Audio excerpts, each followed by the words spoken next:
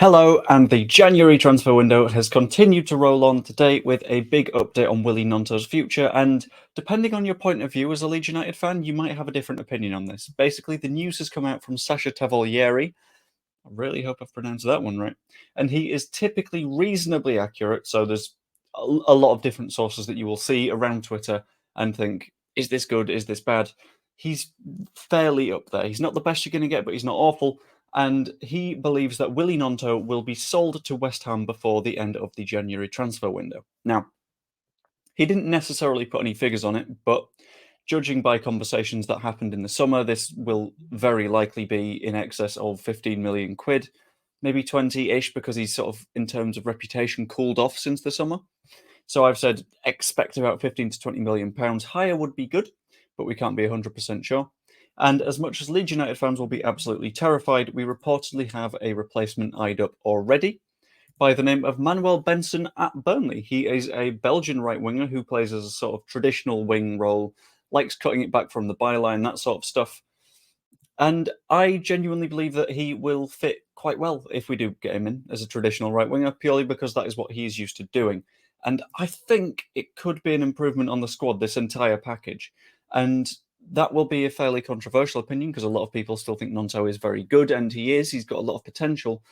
But if you look at the season so far, he's not played so much. So, going to take a little bit of a deeper dive into why Gnonto hasn't looked so good and why Benson is potentially an upgrade. And to start, we typically see Gnonto on the right this season, and that is part of the issue. Gnonto is someone that I think thrives out on the left-hand side. We saw it a lot when he played last season.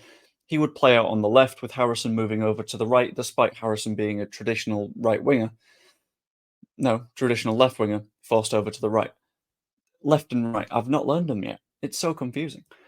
Now, but the fact that we've seen Gnonto primarily on the right-hand side this season means that he hasn't played to his own strengths compared to seasons before, and that's why potentially he's struggling a little bit.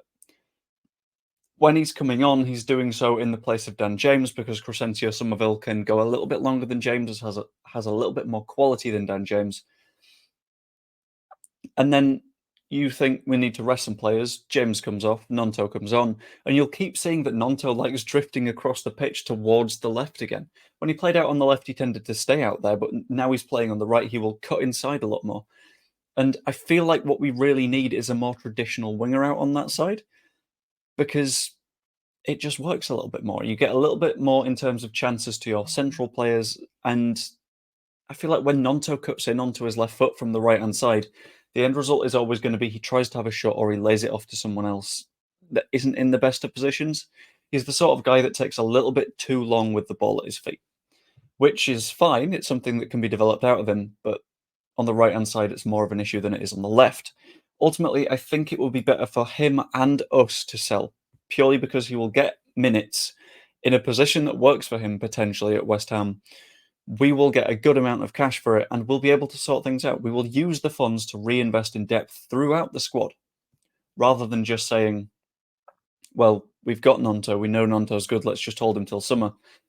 If we can get, say, 15, 20 million pounds in, that is more than enough to cover the Manuel Benson fee, in addition to potentially fullbacks, a right back, a left back. It covers wages, it fills in the FFP hole that we've potentially dived into. It's ultimately complicated, but at the end of the day, with every football transfer, you need to balance all the sides up, and Gnonto's side says it makes sense. The financial side says it makes sense.